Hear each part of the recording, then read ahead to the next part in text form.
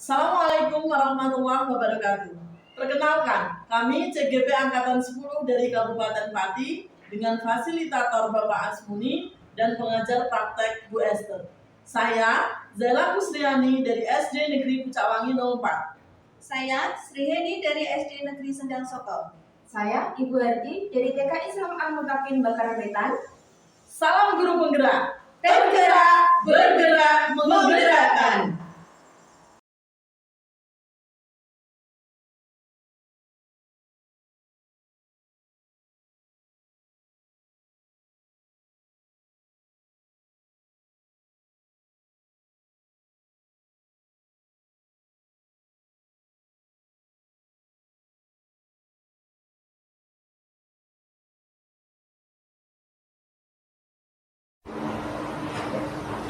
Assalamualaikum Bu Eni. Waalaikumsalam Bu Harti. Bagaimana keadaannya? Alhamdulillah Bu sehat. Bu Eni kali ini akan menjadi coach bagi Bu Zera ya. Ya betul Bu.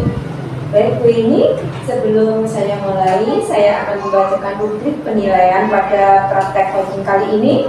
Yang pertama yaitu tercapainya alutsista. Kemudian kompetensi coach yang harus Bu Yeni kuasai, yaitu kehadiran penuh, mendengarkan aktif, dan menggali pertanyaan berbobot. Sudah jelas Bu Yeni? Ya Bu, jelas Bu. Sebelum mulai praktek coachingnya, saya akan mengajukan beberapa pertanyaan. Kompetensi coaching yang akan Bu Yeni kembangkan pada praktek coaching kali ini apa ya? Baik ya Bu ya.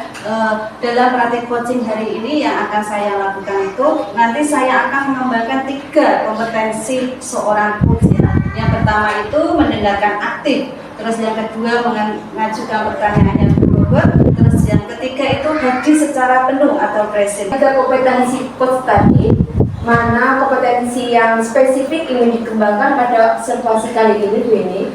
Secara spesifik ya Bu ya, yang akan saya kembangkan dalam praktek coaching nanti itu, saya kan sebagai coach ya Bu ya, saya akan mengembangkan kompetensi mendengarkan aktif dan mengajukan pertanyaan berbobot yang disampaikan oleh pertanyaan berbobot ya Bu ya. Terus harapannya itu nanti ketika saya sebagai coach itu bisa secara penuh mendengarkan cerita yang disampaikan oleh coach, maka saya nanti bisa dapat menstimulus ya menggunakan pertanyaan-pertanyaan yang berbobot. Itu Bu. Baik Bu Yeni, kemudian bagaimana indikator ketercapaian dari tujuan pengembangan yang ingin dikembangkan Bu Yeni? Indikator ketercapaian dari tujuan pengembangan yang saya inginkan ya Bu ya, yang dari keberhasilan dari praktek coaching nanti itu nanti bisa terlihat apabila seorang coach nanti bisa secara terbuka menyampaikan permasalahan yang dihadapinya ya. Kemudian beliau juga bisa menemukan ide-ide dan langkah-langkah untuk menyelesaikan permasalahannya. Ide yang luar biasa Bu Yeni. Selamat melakukan praktek coaching bersama Bu Zaila. Semoga lancar dan semangat selalu. Iya, semangat Bu.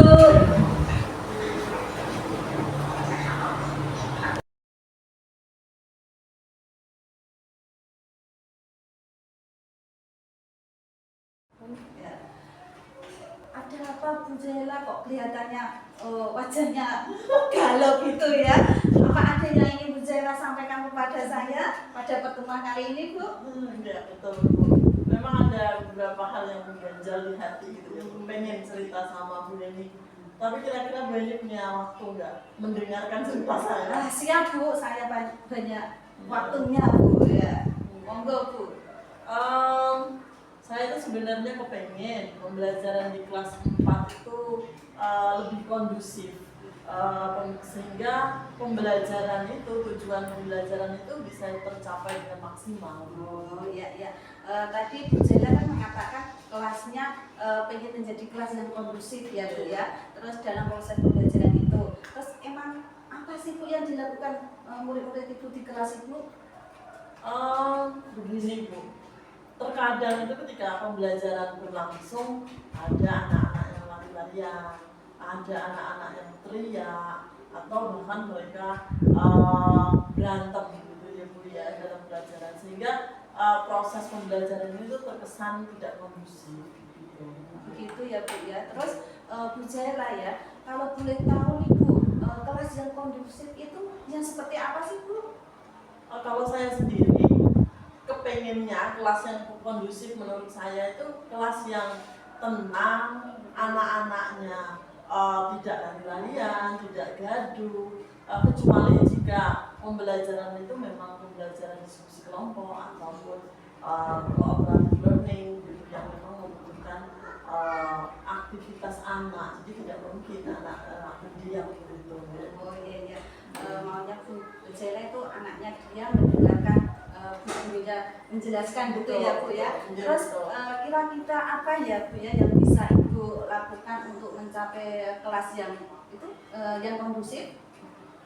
Saya merefleksi diri saya sendiri, rasanya mungkin kelas yang kondusif itu akan tercapai dengan langkah-langkah, yaitu yang pertama saya pengen mengembalikan lagi atau mengingatkan lagi anak-anak itu perihal keyakinan kelas yang sudah mereka buat, yang sudah kami rancang bersama-sama sebelumnya.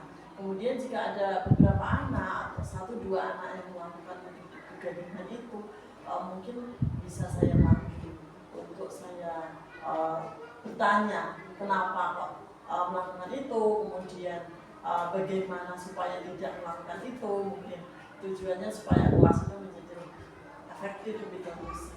Ya, begitu. Yes. Saya sangat setuju sekali dengan Bu Zaira. Terus kira-kira menurut Bu Zaira ya, apa ada cara lain selain tadi itu Bu? Selain cara-cara yang saya berikan tadi, mungkin dengan cara melakukan segitiga restitusi, yaitu memanggil anak, menanyakan anak perihal apa masalahnya, kemudian solusinya bagaimana. Kemudian bisa jadi dengan memanggil orang tua, mengkomunikasikan semua yang dilakukan anak-anak di kelas dengan orang tua. Karena orang tua memang wajib tahu apa yang terjadi dengan anak-anak mereka. Gitu. Berarti jadi intinya berkolaborasi dengan wali murid begitu Betul, ya Bu ya. betul. Terus berarti tadi kan Ibu sudah mempunyai beberapa solusi ya. Terus kira-kira kapan itu akan dilaksanakan Bu?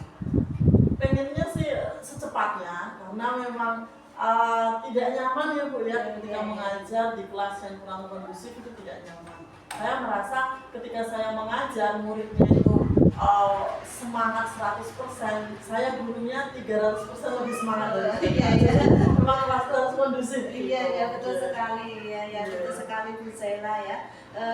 Tadi Bu Zaira tadi kan dalam memanggil anak-anak ya Bu ya, tadi ada strategi yang ingin digunakan ya. Seperti apa sih Bu dan bagaimana langkah-langkahnya itu? Saya membayangkan gitu ya, berencana saya akan memanggil anak-anak yang bermasalah tersebut ketika waktu istirahat. Saya akan mengajak mereka ke tempat yang nyaman sehingga teman-temannya itu tidak tahu kalau anak ini bermasalah, karena kalau tahu takutnya juga mengganggu psikologi anak tersebut. Kemudian memberikan pertanyaan yang nyaman untuk anak itu bercerita. Oh iya. Jadi tadi Ibu akan memanggil anak-anak itu yang membuat gaduh itu dipanggil waktu jam istirahat ya Bu ya. Terus itu tadi kira-kira manggilnya itu di mana ya Bu ya? Terus masuknya ketika jam istirahat itu anak-anak dibawa masuk kemana? Di dalam kelas atau di kantor atau bagaimana Bu?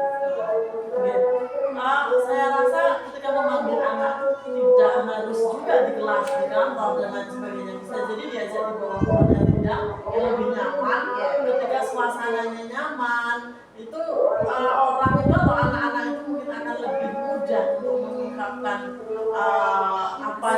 perasaannya, apa yang ada di hatinya. Tapi kalau di dalam ruang guru, takutnya anak-anak guru lain terbebani dengan ada guru lain, ada kepala sekolah, lihat teman-temannya.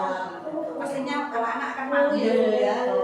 Terus tadi itu kan sudah punya empat solusi ya Bu ya. Itu kira-kira akan dilakukan keempat cara itu bagaimana Bu?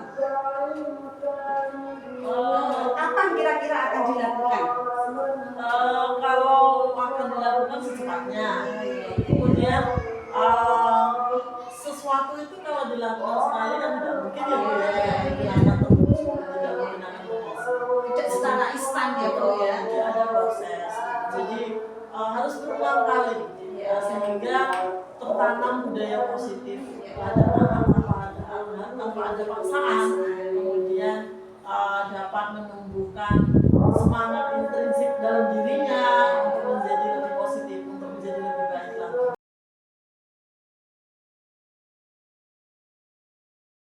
Bu Yeni, tadi Bu Yeni sudah melaksanakan kegiatan praktek coaching dengan Bu Zera. Ya, sudah baik-baik Bu praktek coachingnya. Terima kasih ya Bu Berti ya. Ya, yang ingin saya tanyakan sebelum kita mengakhiri kegiatan praktek coaching kali ini, yang pertama yaitu indikator tercapaian tujuan yang Bu Yeni inginkan tadi apakah sudah tercapai?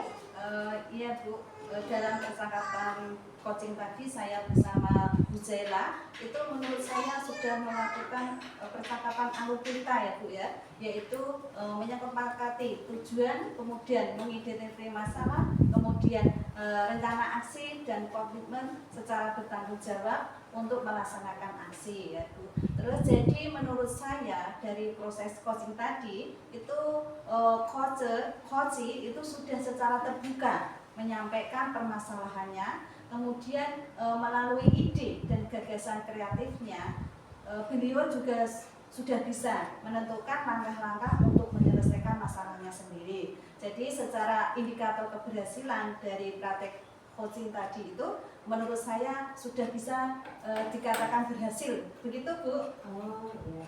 Ya Bu Yeni sebagai observer menurut saya juga sama pendapatnya dengan Bu Yeni. Bu Yeni sudah melakukan coach dengan baik. Kemudian Bu Zaila juga sebagai coach sudah melaksanakan praktek coaching dengan baik. Bu Yeni sudah menggali kompetensi yang dimiliki oleh Bu Zaila sehingga Bu Zaila dapat menemukan solusi permasalahannya sendiri.